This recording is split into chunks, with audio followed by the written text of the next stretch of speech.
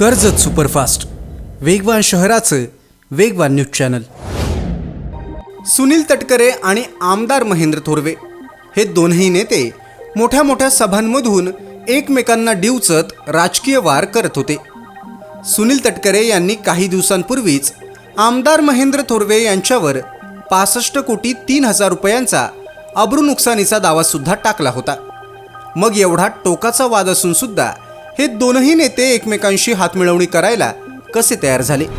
आमदार महेंद्र थोरवे यांनी दिलेल्या प्रतिक्रियेनुसार सुनील तटकरे यांनी एकनाथ शिंदे यांची भेट घेऊन चर्चा केली आणि त्यानंतर हा वाद संपला। रायगड जिल्ह्याचा विकास करायचा आहे म्हणून एकत्र येतोय असं बोललं जात असलं तरी यामध्ये दोनही नेत्यांचं काहीतरी राजकारण दडले।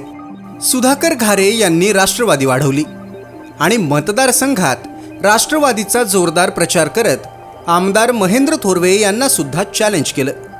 सुनील तटकरेंवर केलेले आरोप खपवून घेणार नाही असं म्हणत सुधाकर घारे यांनी आमदार महेंद्र थोरवे यांच्या प्रत्येक टीकेला प्रत्युत्तर दिलं। संपूर्ण रायगड जिल्ह्यामध्ये सुनील तटकरे यांची सर्वाधिक बाजू मांडणारा नेता म्हणून सुधाकर घारे चर्चेत आले।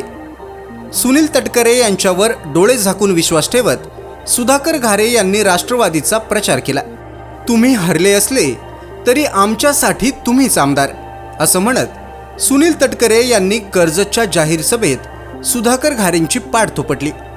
मग अचानक सुधाकर घारे यांनाच राष्ट्रवादीतून मोठं करण्याऐवजी सुनील तटकरेंनी आमदार महेंद्र थोरवेंशी हातमिळवणी का केली? साहजिकच सुधाकर घारे नाराज झालेच असणार आणि त्यांची तात्पुरती नाराजगी दूर करण्यासाठी सुनील तटकरे पुन्हा प्रयत्न करणार। आता सुनील तटकरे यांनीच आमदार महेंद्र थोरवे यांच्याशी हातमिळवणी केली म्हणजे सुधाकर घारे सुद्धा टीका न करता शांत बसणार। सुनील तटकरे आणि महेंद्र थोरवे यांच्या राजकीय वादामध्ये सुधाकर घारे यांनी झेप घेतली होती, त्यामुळे माझ्या नेत्याचा दुश्मन तो माझा दुश्मन असं म्हणत सुधाकर घारे यांनी संघर्षाची ठिणगी पेटवली होती। पण आता माझ्या नेत्याचा मित्र तो माझा मित्र असं म्हणत सुधाकर घारे सगळं विसरून आमदार महेंद्र थोरवे यांच्याशी हातमिळवणी करणार का? सुधाकर घारे हे राष्ट्रवादीचे रायगड जिल्हाध्यक्ष आहेत, त्यामुळे जिल्ह्यामध्ये जर राष्ट्रवादी आणि शिवसेना यांच्यामध्ये मैत्री होत असेल तर जिल्हाध्यक्ष या नात्यानं त्यांना सुद्धा मैत्रीत सामील व्हावं लागेल आणि आमदार महेंद्र थोरवे यांच्याशी राजकीय सेटलमेंट करावीच लागेल। सध्या छोट्या ऑपरेशनमुळे बाहेर असल्याचं सुधाकर घारे यांनी फेसबुक स्टोरीमधून स्पष्ट केले, त्यामुळे पत्रकार परिषद घेऊन सुधाकर घारे कार्यकर्त्यांसमोर येऊन काय निर्णय घेतात त्याकडे आता सर्वांचं लक्ष लागून आहे।